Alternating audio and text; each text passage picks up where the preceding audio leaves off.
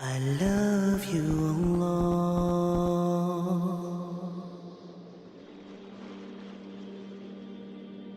I will tell you this story. A man that existed amongst the companions who used to, you'd see him talking normal and smiling or laughing. And then suddenly at occasions, he would start to cry and cry so much until he went unconscious. The companions told the Prophet ﷺ about this man to try and read on him for healing. So the Prophet ﷺ called this man and wanted to help him. He took him aside and said, what happens to you, my brother? The man said to him, Ya Rasulullah, I was never going to tell anyone this, but now that you've asked me, I must tell you. Before I embraced Islam, I used to have a daughter. And when she was born, I wanted to bury her, because the cultural ideology came into my mind. And I started to think that when she grows older, she will bring shame to my family. But I stopped myself. My heart for my daughter was overpowering me. Years and years went by as I watched her grow. And then one day, when she reached close to a blossoming age, she was about to become a lady.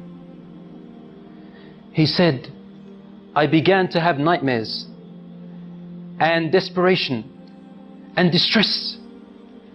The pain of my culturalism came into me, thinking of the shame that my daughter is going to bring with me if she walked off with another fellow and brought shame to all my ancestors. Day by day, I wanted to do something, but then my heart, my love stopped me.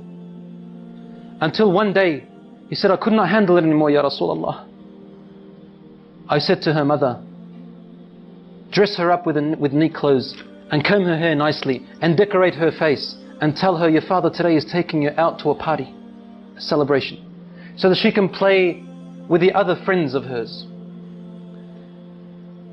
The mother knew that the father was up to a plot and a plan. So she dressed her daughter up. She combed her hair while she was crying. The mother was crying. And she powdered her face and made her nice while the mother was crying. The daughter's asking, what's wrong, mother? And the mother would say, nothing, daughter. She's not allowed, otherwise the husband will beat her, or probably even kill her. The daughter said, Daddy's taking me out for a celebration. I love my dad. After decorating her, the father came along in the evening and he took his daughter. The wife grabbed her husband's hand and said to him and whispered to him, but his daughter could hear. And she said some words that made his heart shiver and the daughter to remember. لا تضيع الأمانة يا رجل. O man, do not lose the trust. Your daughter is your trust. The man took his daughter away.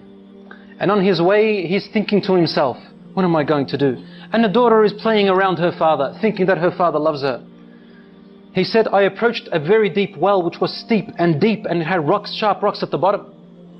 He said, suddenly the pains and agonies of my culturalism came and burnt me. And I began to think, should I throw her? Should I not throw her? So I would come close, then my heart would not let me. Suddenly the culturalism would come in. He said, I wrestled and wrestled. Suddenly, when I came close to the well, I grabbed my daughter and I threw her into the well. And my daughter howled with her open, horrific eyes, looking at me and saying to me, Daddy, لا تضيع الأمانة. Oh, Dad, don't lose the trust. Don't lose the trust, Daddy. The man then threw her into the well. He said, Ya Rasulullah. She kept falling, saying, لا تضيع الأمانة يا أبي. لا تضيع الأمانة, until her tiny voice went away. I couldn't hear her anymore and she died, Ya Rasulullah. The Prophet ﷺ looked up at him and his beard was soaked with tears. ﷺ. And the Prophet ﷺ's beard was soaked with tears, and he said to him, if Allah subhanahu wa ta'ala was to allow me to punish anyone for the killing and murder of anyone before Islam, I would have started with you. I would have started with you. The Prophet ﷺ was the most compassionate, even to the women. And he used to say to them, Mahlan bil qawarir. Take care of your precious pearls, your daughters and your wives. Stawsu bin nisa'i khayra. Have kindness towards your wives and be patient with them.